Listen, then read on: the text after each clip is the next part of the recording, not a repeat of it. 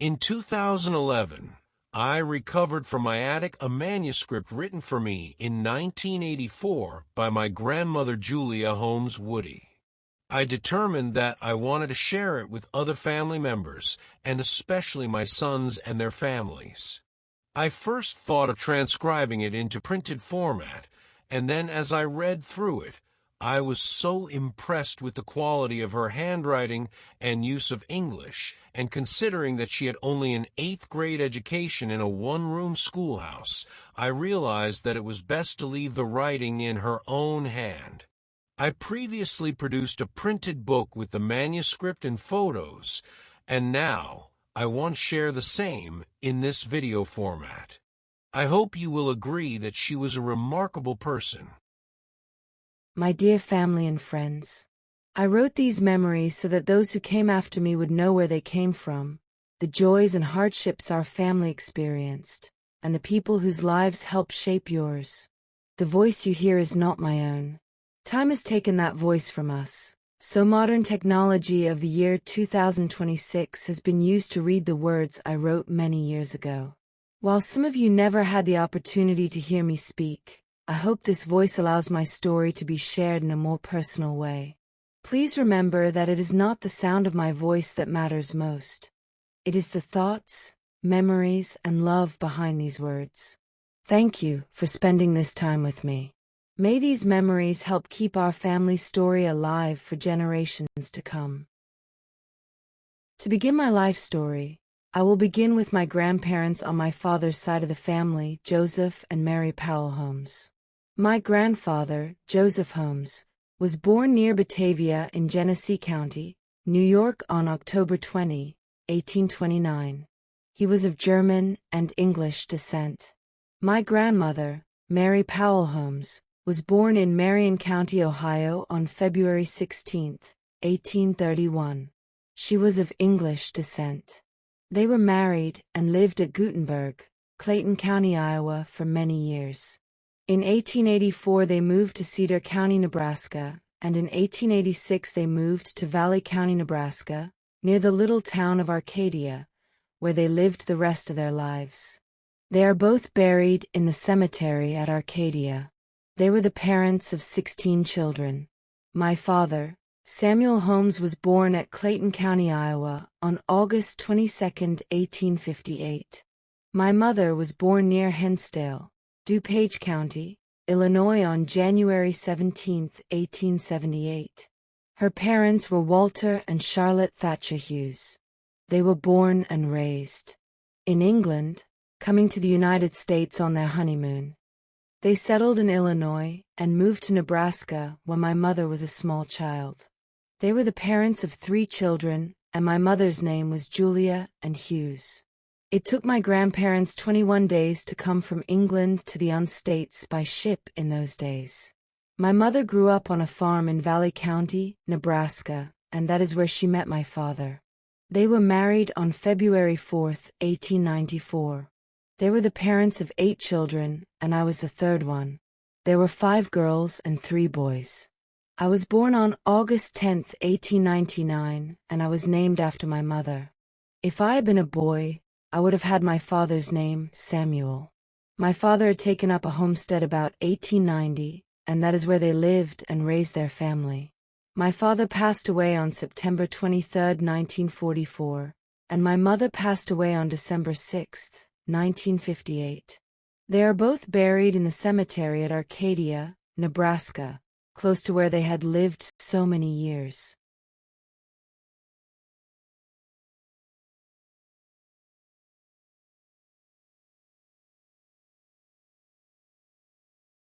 We 8 children were born on this farm and spent our lives there until we got married and left for homes of our own. I had a very happy childhood with my brothers and sisters and numerous cousins. We attended a country school and a country church. We had to walk 1.5 miles to school every day. It was a one-room school and all grades were taught there.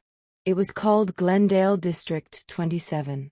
It was a large school, especially in the winter, as so many of country boys could just go to school in the winter as they had to help on the farms in the fall and spring. We had box socials and literary in the winter, and always a Christmas program where we children spoke pieces, sung songs, and had plays for entertainment. We always had a Christmas tree and treats for everyone at Christmas. I attended this school through the 8th grade. We had to go into town to take our final examinations. I started high school after completing 8th grade, but I didn't go so very long as I got sick and was homesick, so I quit and went home. I was staying with a very nice family by the name of Coons. Not many of the country young people of that day went on to high school. If they did, they had to board with someone in town, as there were no buses to take them to school like they do today. The boys had to help on the farms, and the girls helped at doing housework. The girls that worked out would get about $3 a week helping cook and housekeeping, and taking care of children. I was married rather young, as there was so much news of war breaking out with Germany, and so many of the young men were enlisting in some branch of the service. This was war number 1. My boyfriend and I were like so many of the young people. We decided to get married before he enlisted or was drafted. His name was Earl Woody. So we were married on June 20, 1916, at Sioux City, Nebraska. We were married by a Baptist minister at his home. His name was J.L. Dunn. I had a soft silk blue dress trimmed with pink rosebuds around the neck. It was a plain dress, but very pretty. We were married at 2 o'clock in the afternoon on a cool, cloudy June day. We drove a team and buggy to Sioux City, and my father and sister Charlotte went with us. Charlotte had a pretty pink dress. It was 18 miles to Sioux City, so we were gone all day. Mother had a nice supper for us when we got home, and that evening our friends and neighbors shivered at us. We didn't go on a honeymoon, as so many do today. We went to live on the farm that my husband had already rented, not far from my folks' place. We lived there for a year, and when my husband's name came up to be drafted, he was excused because he was married and farming, as they needed farm help to raise food. They hadn't begun to take married men or farmers yet. If the war had lasted longer, he would eventually have had to go, but it was over on November 11, 1918. We farmed in Nebraska with my sister and brother-in-law for a year, then some of us young folks decided to go to Montana and take up a homestead. There were about 6 couples of us that decided to go. We had a sale and sold off all the stuff we didn't want to take with us. We got an immigrant car to take what we wanted to take. My husband left Nebraska with the car in the spring of 1918, but I didn't go till later. I wanted to go with my husband's sister as she had a new baby and couldn't go when our men folks went. So we didn't go until May, when her baby was about 2 months old. We got to Lewistown on May 1st, 1918, and stayed all night at the Burke Hotel. That was the night the high school burned down. There was talk that it was set on fire by some Germans, as we were still at war with them. We left Lewistown the next morning for Winifred. We went by train where our husbands met us. Our husbands had gone on ahead of us to get things settled by the time we got there. My husband and I went to our homestead. It was 25 miles northeast of the little town of Winifred. We spent that summer getting out logs for a new log house, as the cabin we had was a small one-room log cabin with a dirt floor and a dirt roof. It was a relinquishment that we bought from a bachelor that had homesteaded it, but he wanted to leave. My husband worked for a fellow that had a band of sheep whenever he could, and when not working for him he would cut and peel logs for our new house. We spent the summer on the homestead, but knew we would have to leave for the winter, as I was pregnant with our first child. We hired some neighbors to build our house that winter while we were gone. There was no doctor in Winifred or none closer than Lewistown, which was 75 miles from us. So in October 1918 we left the homestead and went to Lewistown. My husband got a job on a farm 4 miles west of Lewistown, working for a man by the name of Stilson. I kept house for Mr. Stilson and his 2 sons and my husband, while his wife went on a trip to Nebraska to visit her folks. While we were there, the armistice was signed, and on November 11, 1918 the war with Germany was over. There was ringing of bells, and so much noise, making we couldn't imagine what was going on until we heard the war was over.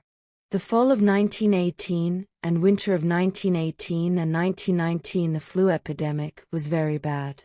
Many people were dying every day. We stayed pretty close to home for I was pregnant, and the flu was very hard on pregnant women. I was lucky to not get the flu. On February 4th, 1919 at St. Joseph's Hospital in Lewistown our baby boy was born. We named him Lewis Earl. We stayed with the Stilson family that my husband had worked for all fall, until the baby was a month old. His wife had come home before I was out of the hospital, so she helped me with the baby as I was young, and it was my first baby.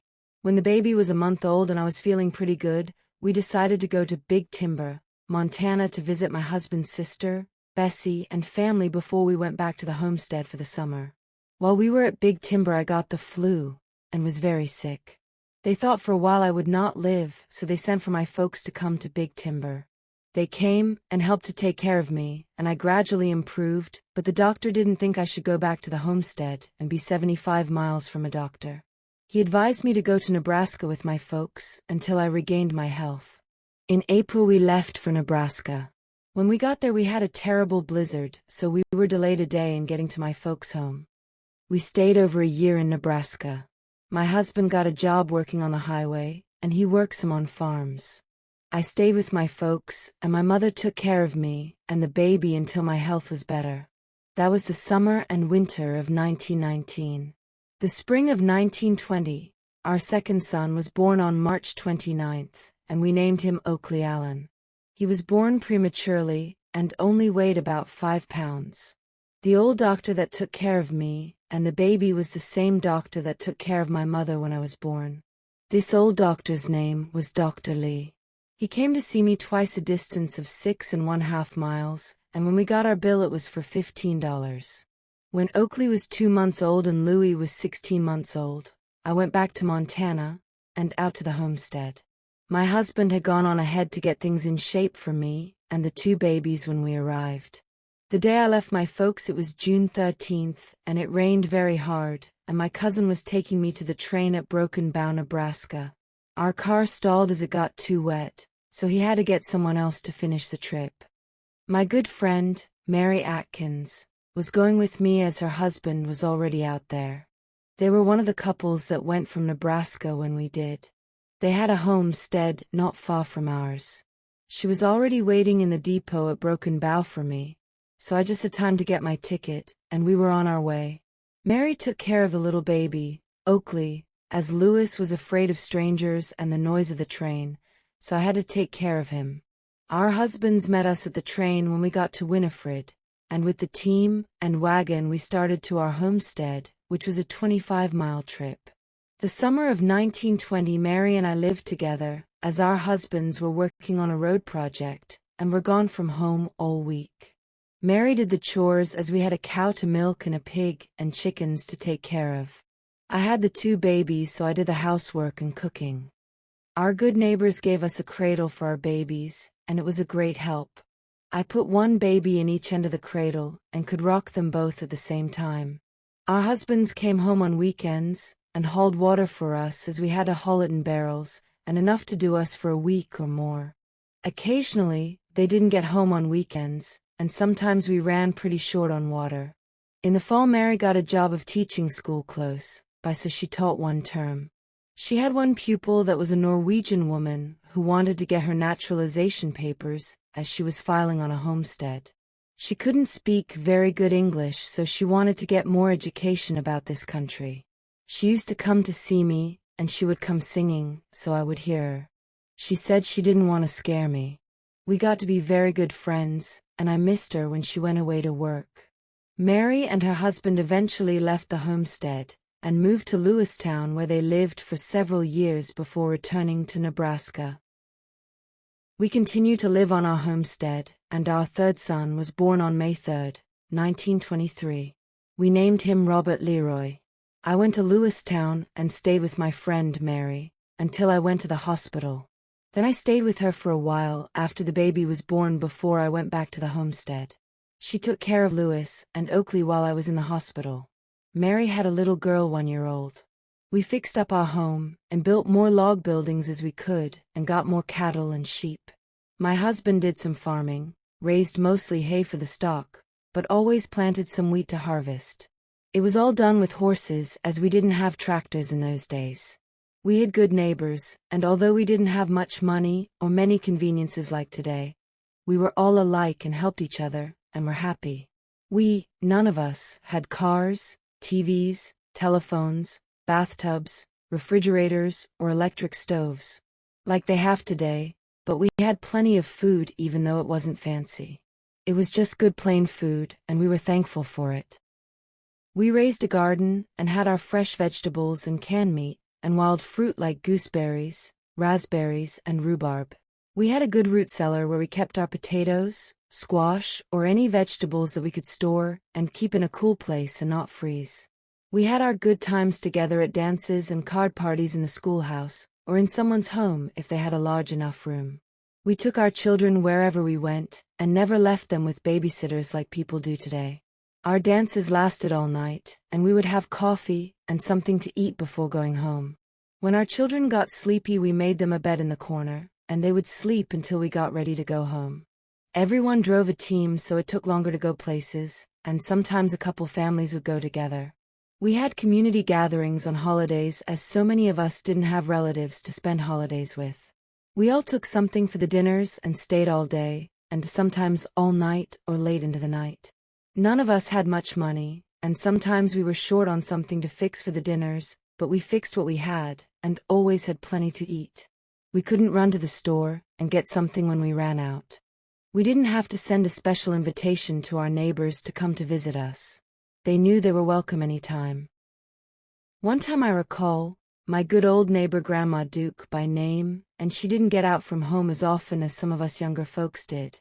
She came to see me one day, and she said, "Julia, I just get so tired of my own cooking, I thought I would come over and eat dinner with you today." I was glad to have her, and I fixed what I had, and she enjoyed it, and we had a good visit too.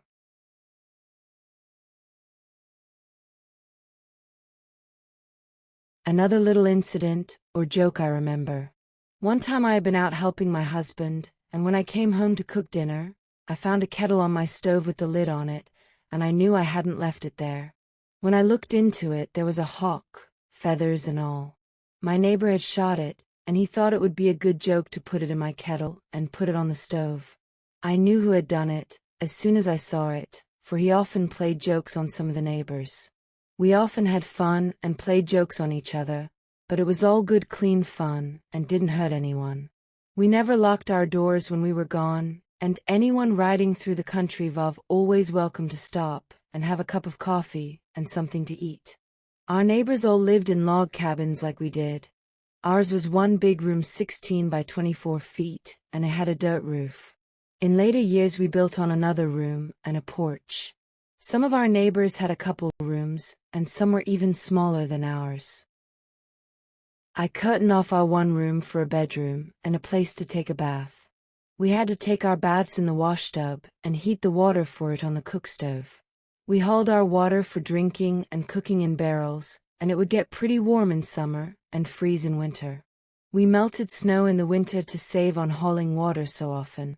In later years on the homestead, we put up ice in the winter, so we had that in the summer to cool our drinking water. We appreciated a good cold drink when the hot weather came.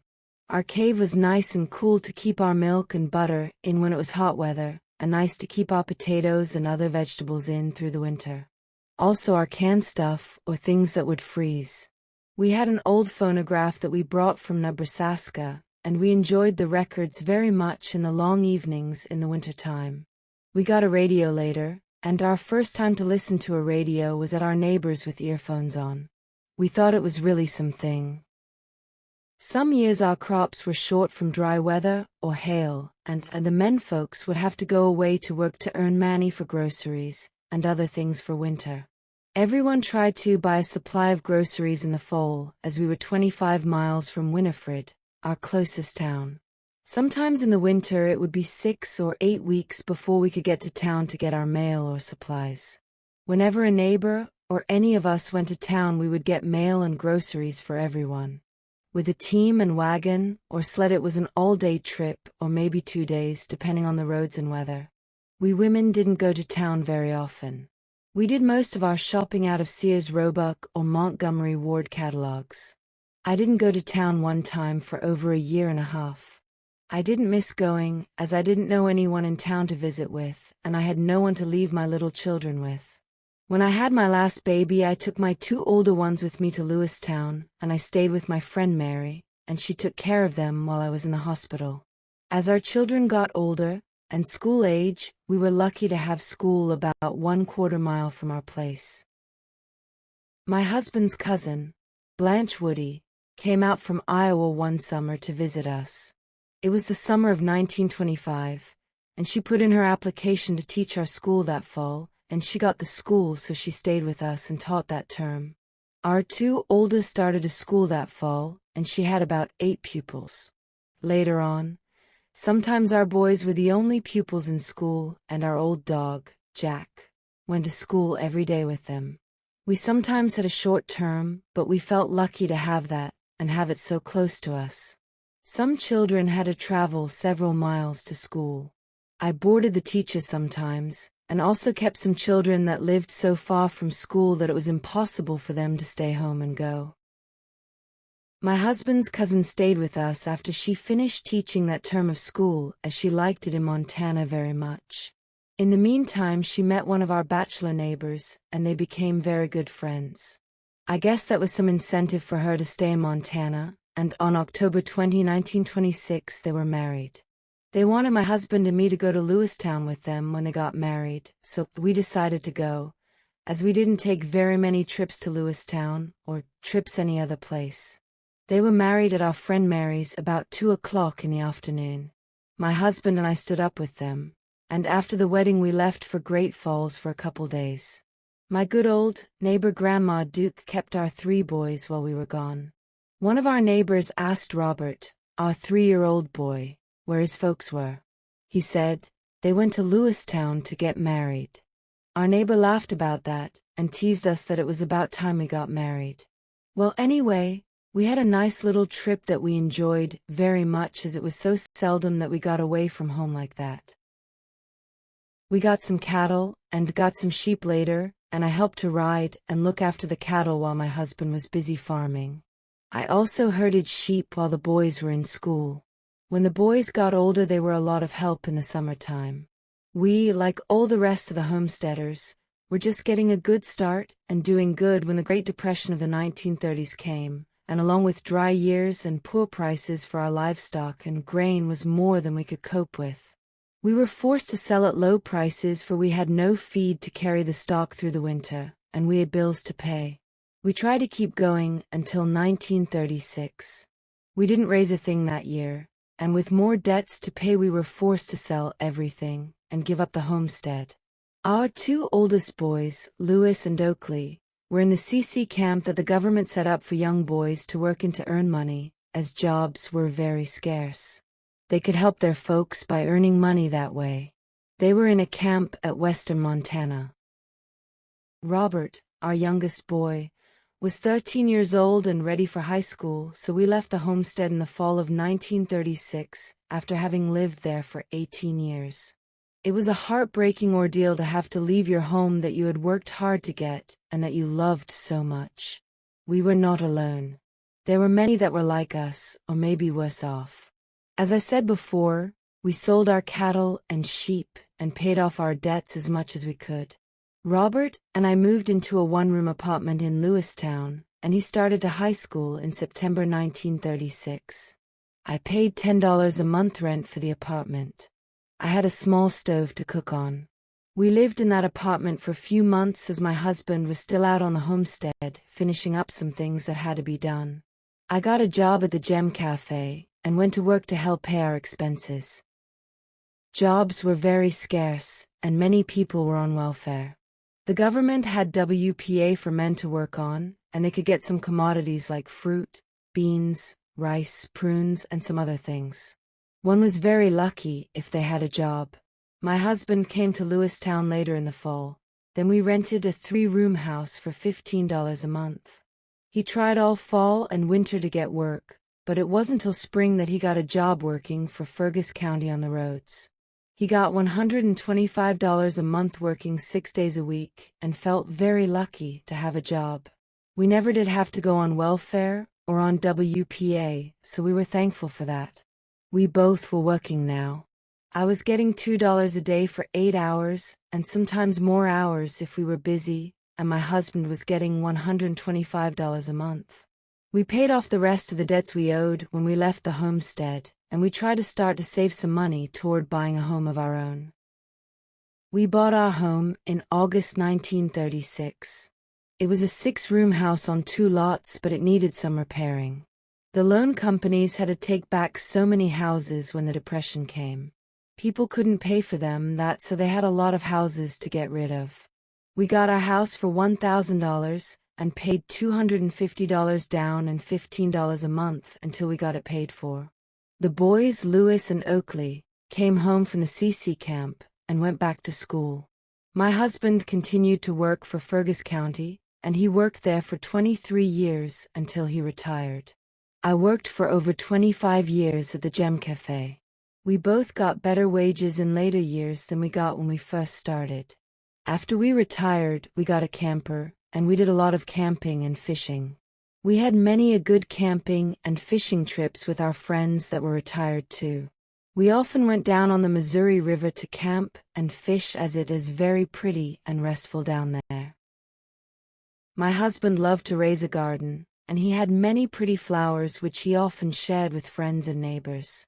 He loved to make things out of wood, and he had a shop in our basement where he spent many hours making things. He made some pretty tables out of cedar wood, and many other novelties. He passed away very suddenly on June 16, 1975. He was buried on our 15th wedding anniversary, June 20, 1975. I still live in the house we bought in 1939. Our boys grew up and married, and we have 8 grandchildren, 4 boys and 4 girls, and several great-grandchildren. To date we have 3 great-grandchildren.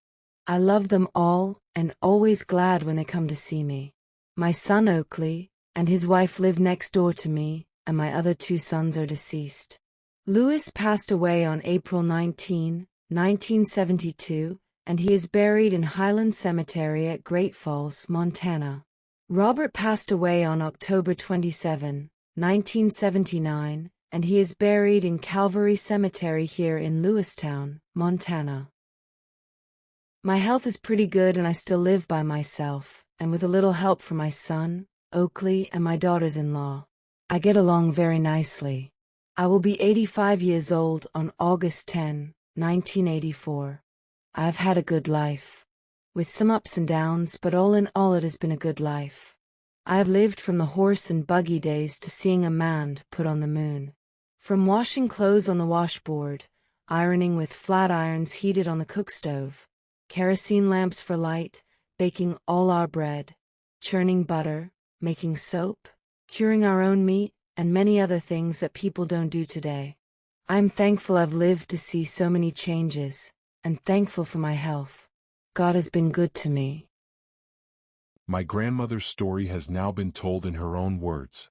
As the years pass, some of the places she knew, the expressions she used, and the way of life she described have become less familiar. To help preserve the meaning of her memories, I have added a few notes and explanations. They are not intended to change her story, but simply to provide the historical background that today's readers, and those of future generations, may find helpful. Why would a young couple just beginning a family move from Arcadia, Nebraska to near Winifred, Montana in the years 1916 to 1918? By automobile as shown here, the trip would have been 850 to 915 miles on today's roads. In 1918 both towns had a population of about 700. Arcadia a mature agricultural city and Winifred a booming railroad junction. Today, Arcadia has a population of about 280 and Winifred about 170. The biggest attraction was the expansion of the federal homestead laws. The enlarged Homestead Act increased claims from 160 to 320 acres. And the Stock-Raising Homestead Act increased many claims to 640 acres in grazing country. To a young Nebraska farm laborer or newly married couple, this was an extraordinary opportunity. Land in Nebraska had become relatively expensive and was often already owned by an older generation. In Montana, the government was still giving it away if you lived on it and improved it. The railroad companies were perhaps the greatest salesmen. The Chicago, Milwaukee, St. Paul and Pacific Railroad had just extended a branch line to Winifred, which became the railroad terminus in 1913. Every acre settled meant freight shipments and passenger traffic for the railroad. They printed brochures showing abundant wheat harvests, prosperous farm families, inexpensive transportation, and free government land. Railroad agents held meetings throughout Nebraska, Iowa, Illinois, Minnesota, and the Dakotas encouraging families to move west. Nebraska had become crowded with farmers. Arcadia itself was a successful farming community, but by 1915, most good farmland had already been claimed, sons often could not inherit enough acreage to make a living, and buying land required substantial debt. A young man in Arcadia might work for wages on someone else's farm indefinitely, or take a chance on owning 320 or 640 acres in Montana. That was an appealing choice. World War I created a wheat boom. Between 1915 and 1917 wheat prices soared because Europe desperately needed food. Newspapers and railroad advertisements suggested that a Montana wheat farmer could become prosperous very quickly. On this slide I have located the 320 acres at the far right in the red circle. At the bottom on the right is the location of the Robinson Bridge, where my father liked to go to the Missouri River to fish. You see Winifred located at the top near the center, and you heard my grandmother say it was a distance of 25 miles from the homestead. Grandmother mentioned hitching up the team to go to Winifred. This visual helps in understand why there were long periods during which she never went to town. Then you can see as well that Lewistown was another 40 miles from Winifred. It might be said that the homestead was in the middle of nowhere. I have also located Giltedge on this map, the location where my mother was raised and her parents homesteaded. In the late 50s we visited the location of the homestead. This map is my attempt to locate any roads that we could have used. That loop in the Missouri River is my location mark, and the homestead would have been within that red circle. Satellite images do not show any roads in existence today, and that dirt road does not seem to be there anymore. It is sad that after my grandparents worked so hard on this land, that after 100 years there is no evidence that they were there. This is one of our visits to the homestead. My Uncle Lou and my father Oakley. I suspect they were remembering how it was as the photos of them on the right memorialize. In the late 1950s with my brother Ray, looking at what must have been the remnants of the cave, that grandmother spoke of where food items were stored to be kept cool but not freeze. We heard grandmother say that she did most of her shopping in Sears Roebuck and Montgomery Ward catalogs. That would have been through the 1920s and early 1930s. Here are 2 pages from the catalogs of that period. She also told us that at the Gem Cafe she was paid 25 cents per hour in 1936. An order from the catalog would require determining the freight and obtaining a money order most likely from the post office in Winifred. Then there would be another trip to Winifred when the order arrived. I see here some nice tops that ran from $5 to $7.50. That $5 top could be had for 20 hours of work at the Gem Cafe. That $16 wool coat would take about 64 hours, not considering shipping. I do not know if grandmother had a nicer outhouse than this. I do know that the temperature in Winifred in the winter could drop to 30 degrees below zero with winds coming out of Canada and North Dakota. I understand tissue paper was available but considered expensive. And at least for a while, last year's catalog was available. I did produce a book about the Earl and Julia Woody family. But then that is another story.